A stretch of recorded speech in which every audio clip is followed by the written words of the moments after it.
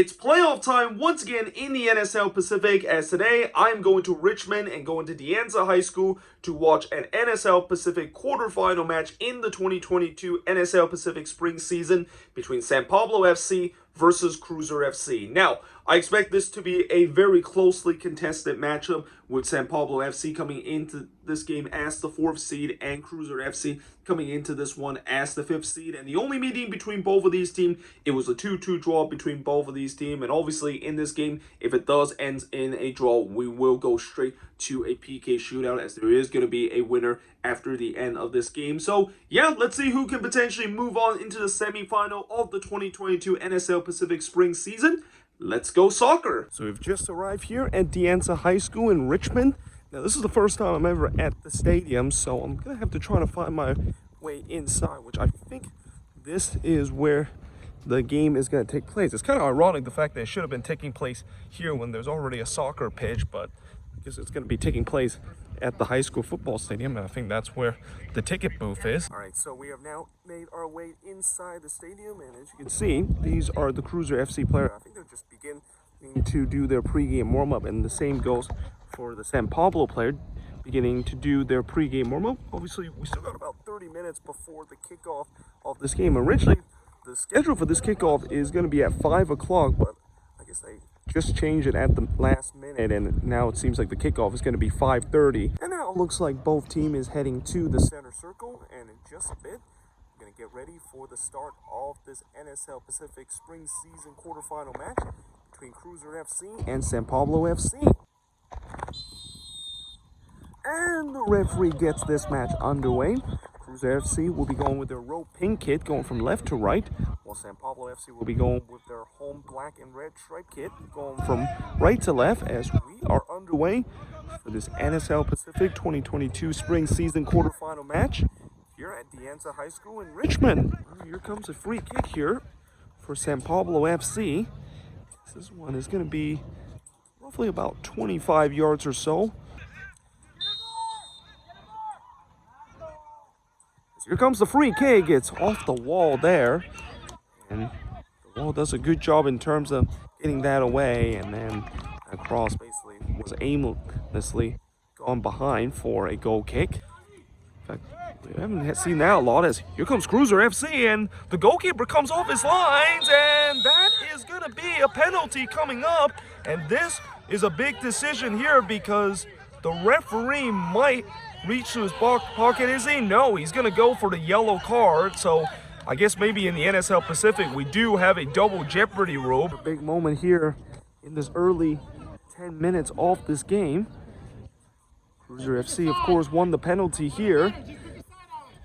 Let's see if they can convert this from 12 yards out.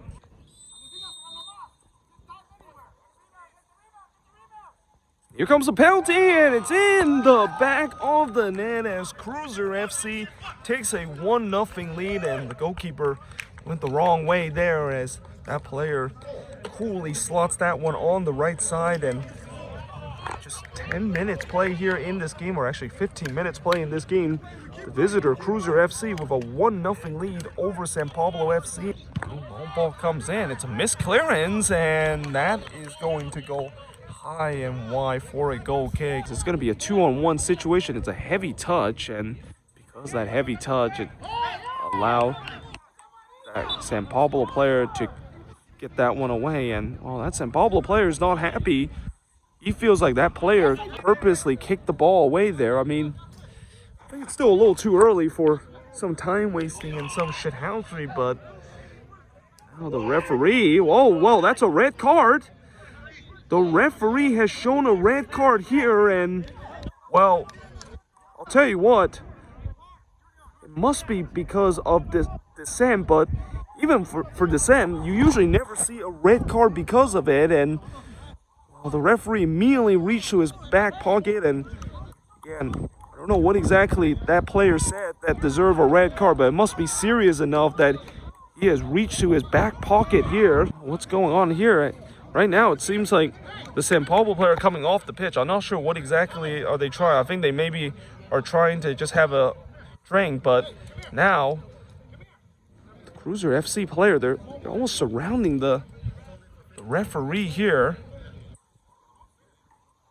I think they're still protesting their cases. I mean, we've seen some weird things happen in lower leagues, but this is kind of the first time I've seen that happen, where the game is now being stopped. And we play half hour into this game, and it's Cruizer FC leading 1-0 over San Pablo FC. But the big story right now is that it seems like the game has been stopped, and it seems like both teams are just going to be on the touchline. And, you know, I still don't know what exactly kind of stopped this game. And, you know, this kind of all started when there was a red card that was shown, and then a yellow card was shown to one of the players. Next thing you know, the referee just kind of decided to get into the far side, just kind of had some word, and then now they just kind of stopped the game. And I think the only thing I can think of is maybe there was some racial language that's been used, and, you know, there is that set of rule in terms of racial language being used, that the game would be paused for a bit. But it seems like now that both team is back on the pitch, and again, you know, this stoppage has been for a while now. I think it's been now 5 minutes since we last had anything going, so you wonder whether or not if that is going to be added in the end of the first half, or these kind of action is just going to be lost. Because by the way, this is kind of bizarre situation that I'm seeing right now, and I'm just hoping maybe this game will get underway very soon.